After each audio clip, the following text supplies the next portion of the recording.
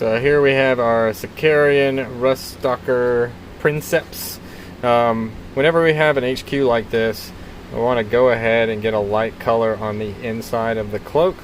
So I'm going to go ahead and just put in our Terran khaki.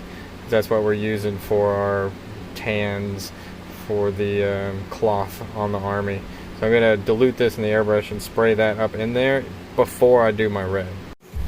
To illustrate how we're getting in there with the airbrush, I don't want to blow out all my black, so I'm going to be careful about it.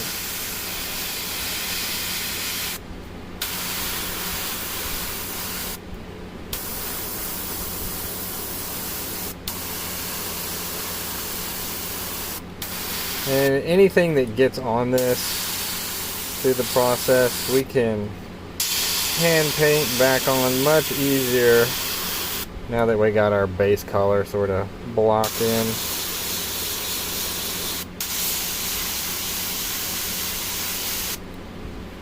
Okay, just trying to get under here. Doesn't have to be super bright on the underside. Not really going to see that much. And it's going to be a natural shadow anyway. We're just getting the inside of this cloak. The part that's really dramatic.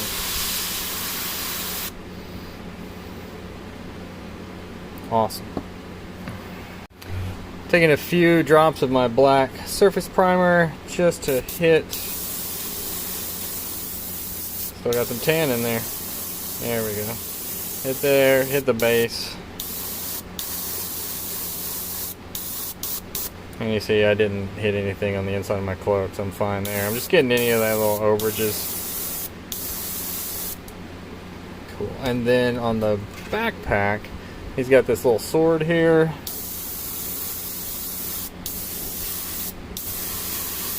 Just gonna hit that with some black in preparation for doing our airbrush power sword. We want a nice rich black on there. So you have your black on there and reiterated. We're going to use the Signar Blue highlight in our airbrush to get the swords. They're going to be a smaller area to mask, so it's better to go ahead and just do those first. And for this guy, since this is the top edge, I'm going to hit from an extreme angle here and work my blue up. I need to turn down my pressure. Not that low. Test, and then use my finger as the background. And I'm just going to put one blue fade down the edge of the blade here. Alright, and then on the opposite side, I'm going to hit from this angle. I'm going to get the camera to focus. We're using the natural shape of the sword so it'll mask itself. And you see there we got our blue, and it stops right at the line. I'll flip it over, do the same thing, and then he's got a sword too, so we're going to hit that one as well. So once you get your swords painted, you're going to take a little bit of your parafilm, stretch it. You don't need a whole lot, so you can stretch it, break this little piece, and then over your sword. It sticks to itself really well, so you can just sort of wrap it. And there, sword's masked up, safe. We'll do this to the backpack and the sword that he's got, because our backpack here, we want to just airbrush it silver, and it's really quick to just grab a piece of masking, stretch it out, and then wrap it around our sword so that we can airbrush instead of hand painting. Saves you a little bit of time. You're gonna have to hand paint the hilts, but the hilts are all gold, so it's really a win-win for masking off these swords like that. Next step is getting the whites on for our contrast red. So we're going to do the airbrush, use some of this Bombay white.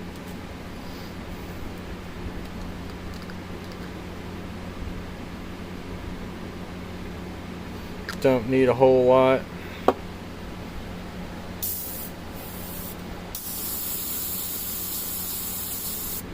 So this is going to be like a controlled zenithal. We're not going just over. Since we're aiming for a mid-level, I want to make sure we're getting the control we want. We got to make sure to get that white nice and knocked in there and faded.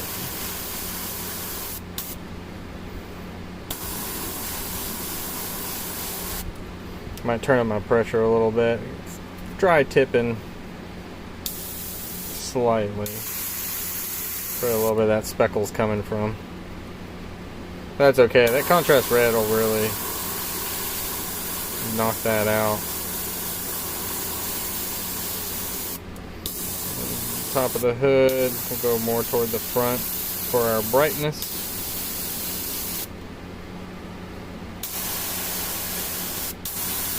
And I'm not sure what color these armor panels are. I think they're steel. We'll go ahead and knock in a little bit of white in there just to make sure. And you see we're still maintaining our tan there on the inside. We hit a little bit of the leg and that. Again, that's okay. That's fine because we're going to go back and hand paint that. Cleaning up some of these areas, making sure we got nice even coverage. And again, that our white is really, really saturated. Like, we want white, because that'll make our reds nice and vibrant. If we don't have that white, they're going to stay muted. Next step is to add our Blood Angels contrast red.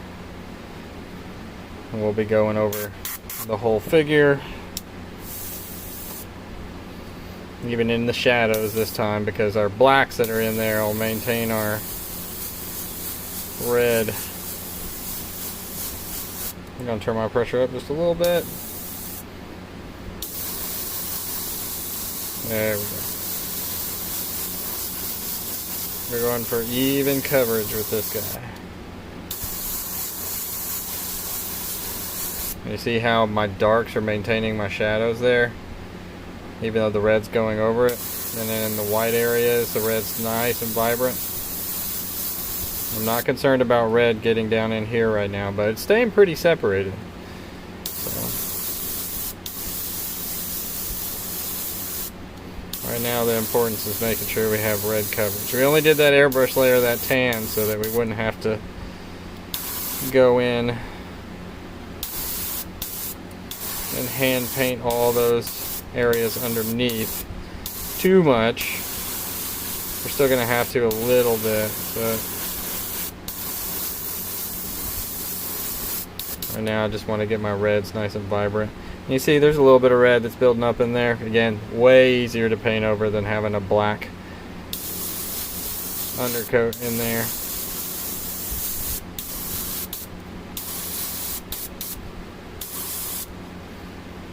Alright. From here I'm grabbing my yellow game ink and I'm going to do a quick overcoat of the red just to warm it up and bring that vibrance level of our red up. And you see what that does, how it's so much warmer. That yellow just punches the red up to another level.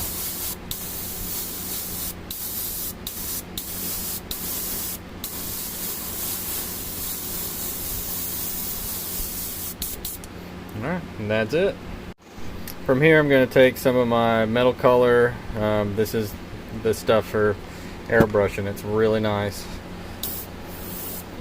Goes on super opaque. Don't need a lot of it. I'm going to airbrush my backpack here. Again, using my hand as a background so the camera will pick up on it. You see how nice and thin and opaque that goes on. Really magic pigment. If I can keep it on the screen.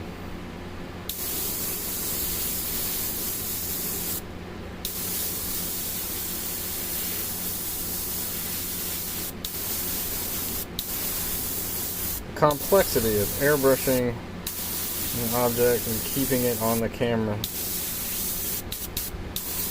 It's just mind-boggling. Alright, and then we can let that dry because we're going to add a non-oil wash to it afterwards. So I went ahead and removed the masks on our swords. We got the airbrush finished on our backpack, the mask off of there. Now it's time to hand paint all the metal areas on this guy. So again, pull up reference, see what they have as far as their armors and that, and adjust from there. But I know their legs are going to be pretty heavy silver. I'm going to go in before I do that, and I'm going to hit the base with the surface primer. I'll do that with my airbrush. I'll do that off screen because I'm not going to be able to aim and actually keep it on camera anyway. But the airbrush is a lot easier than trying to paint the sand.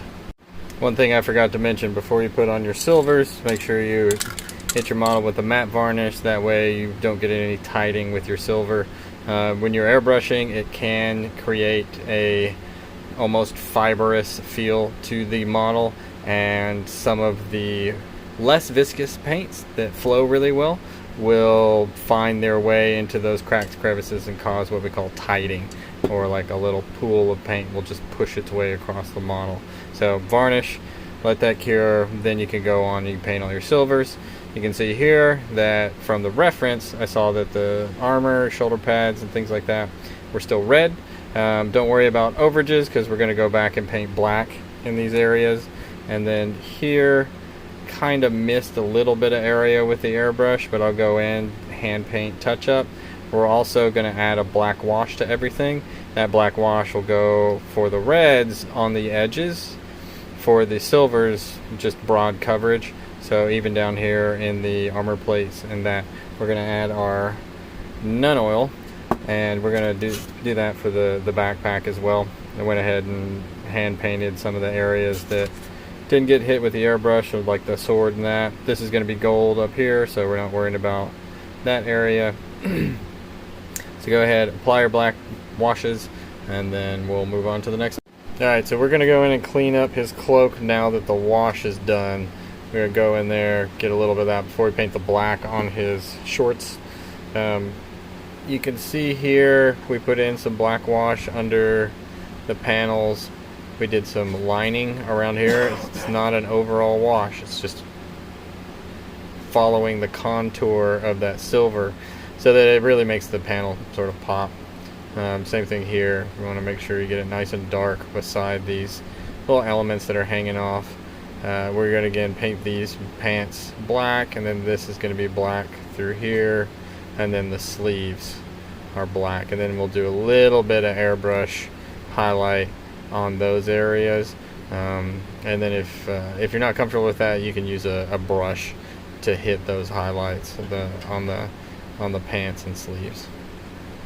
So now that we got our tan cleaned up from our airbrushing and other steps, we're going to take a little bit of that tan, the Terran, and mix it with white and progressively highlight or layered highlight the inside.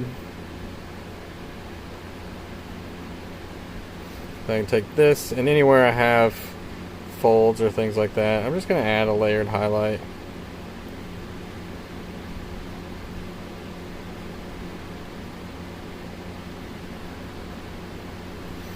And then over here on the inside, there's some hard to get to places. I might just edge highlight in there.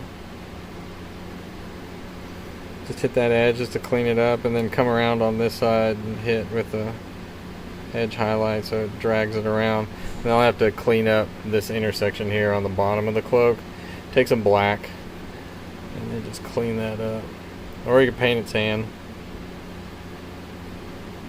But there's sort of a weird modeling intersection there where like the mold gets flat. Might be better just to leave that dark so we don't draw attention to it. And then up here, sort of like on the inside of the upper jacket lapel, we can add some highlights there. Drag an edge highlight just to brighten up, bring attention to it, see that, you know, he's the commander. I mean, he's already got a cloak, so and then we'll go pretty far up to white, maybe another layer. I'll mix up about here, and then again edge highlight everything, add more highlight here on sort of our our show area where he's flipping out his look at me cloak. And then we'll hit everything with a nice edge highlight so that again it defines that area, that volume. We'll work on that and then we'll be back in a second. So once you get those edge highlights on, we're going to go back and hit all our blacks. So hoses, I'm going to go over these, pants, sleeves, get those knocked in. So now that I got my blacks in, I kind of mixed up my steps. I need to put some of my gold on before I dry brush. Again, even I make mistakes. I make mistakes all the time. So before I paint my tubes on here, I'm going to add my little gold bits, and that way when I dry brush, I don't have to worry about getting gold on the black. For the backpack, for this, I'm just going to have to be a little bit more careful, spend a little bit more time, and if I make any mistakes, I have to fix them.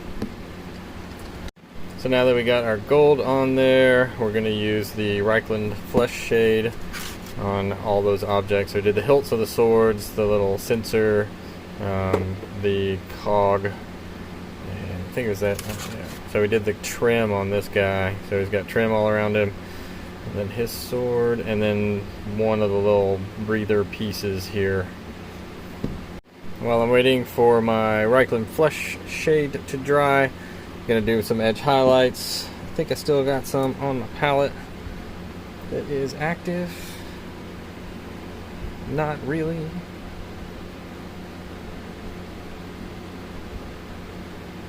I'm going to add some water to it and wake it up. It's okay for it to be thicker. We're doing edge highlights. We want the paint to be a little bit thicker.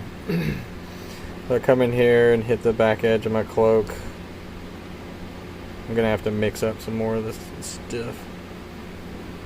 But you see how it is rubbing off on there, but I'd rather have a little bit more paint to work with.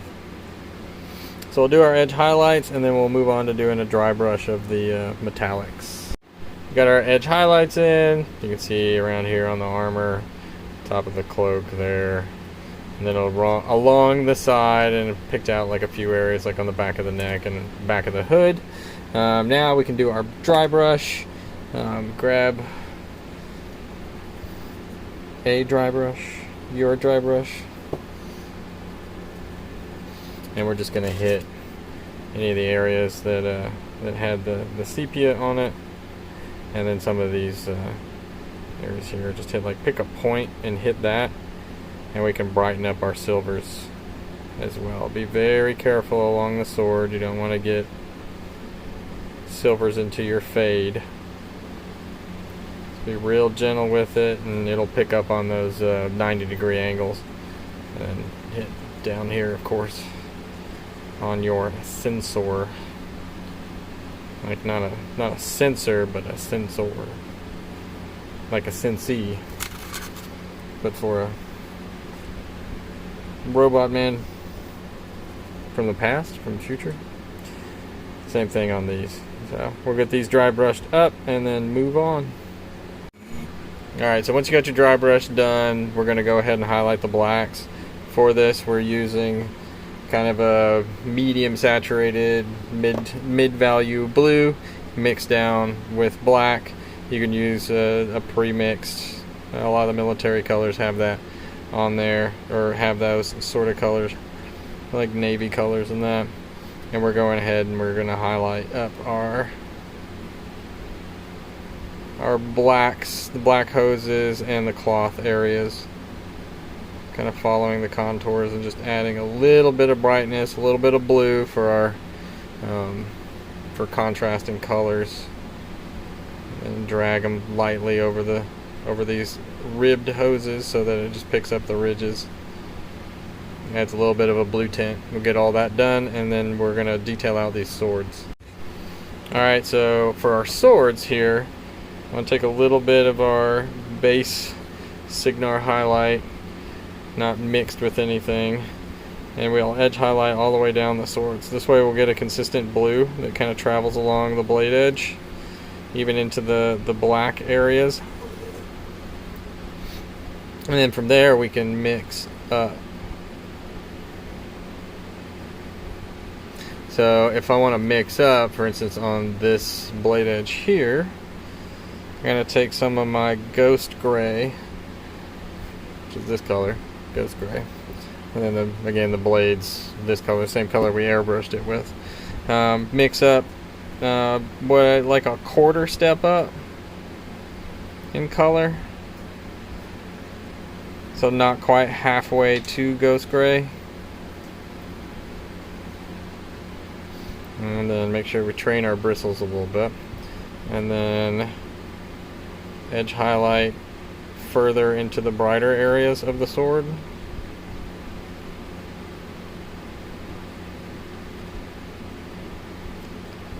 Make sure my brush is wet enough. And then I'll pull some lines on camera because I didn't do that for the last tutorial. So a couple little lines going all the way across the blade here. And then toward the top, we can add more and almost connect them. Like their frequency is getting so great that they're starting to connect. Do like 2 more side by side here. And then we'll layer these up with our Ghost Gray. So for this guy, only real spots that look like we need to put some blue are right here and then in the eye socket. So same blue that we use for the sword and same highlight progression, except we do a little white dot at the end instead of just the Ghost Gray. The blue, see if I can actually paint this on camera.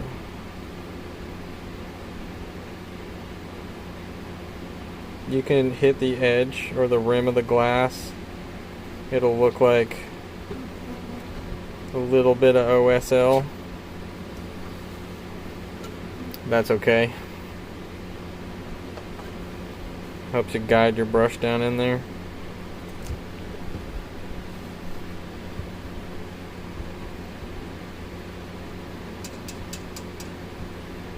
And this one's almost got like an eyeball texture in there.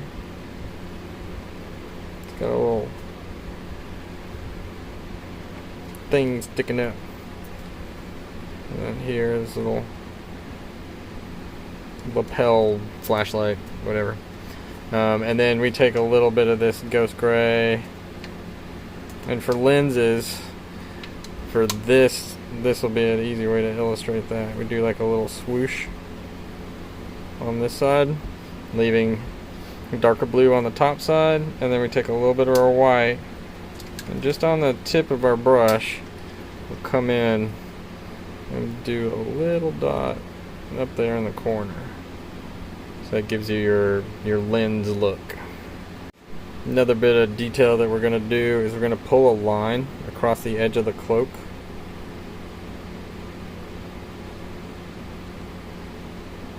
This is our Terran Earth. Make sure your paint's pretty thin so it flows off the brush easily.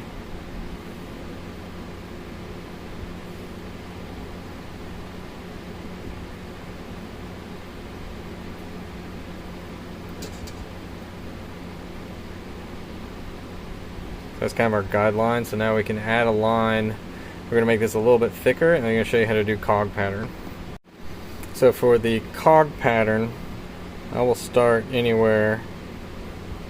Do a vertical line, figure out my spacing, and then just go to town on drawing these little vertical lines.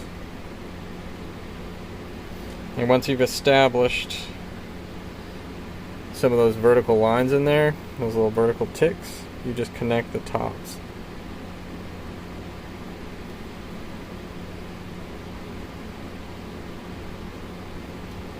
And this one's just going to run off the edge here. So now I have my cog teeth. I'll just continue that along the edge of the cloak. Once you get your cog pattern on here, we want to highlight it. So we're going to take a little bit of our white just to bring up the value in areas, make it a little bit more interesting.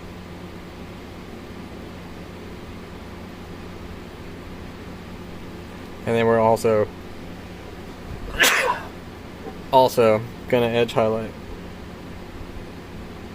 where these end.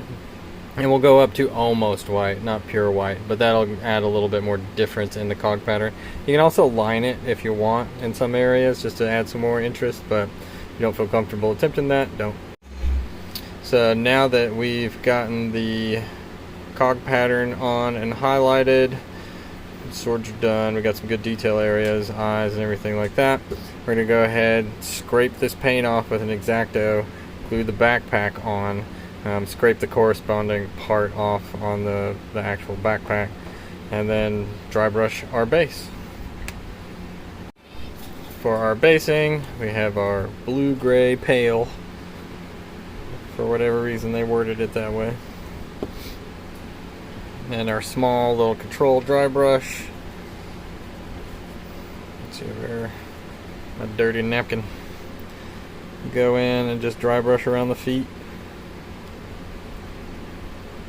Just to give yourself a little breathing room with the larger dry brush.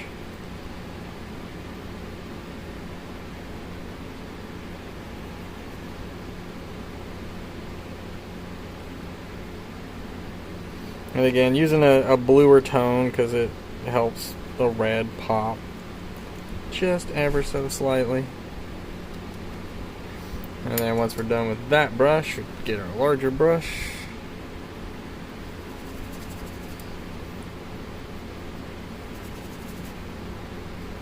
Test it toward the front of the base because I know I'm going to put some white in there, so if it goes heavy, it's okay. Staying under my cloak.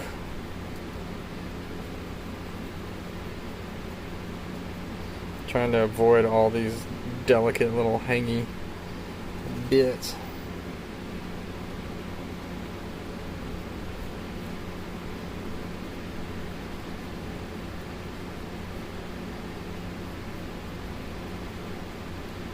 Cool. And as I've mentioned in previous videos, you can add browns or sepias, washes, airbrush. You can put purple on there, yellow, whatever color, just to accent or do your basing. Put tufts and things like that. But for these guys, we're leaving them with the sand, and that way the client can upgrade them however they like. Oh, let's do the white real quick while I got the camera running.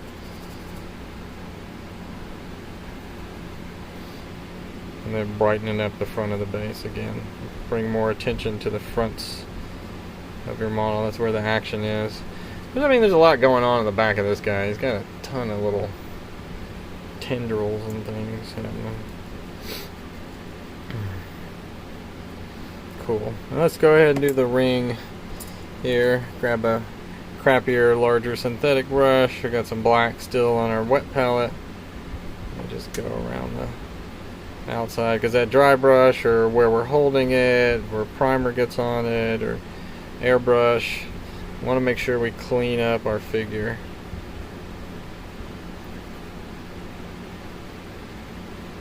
Make sure we got that nice presentable look. Don't have any paint overages around here. You see how I'm holding from the bottom? I'm not pulling this way, because if I did, there might be a chance that I'd ride the brush up on the sand and then have like a black streak.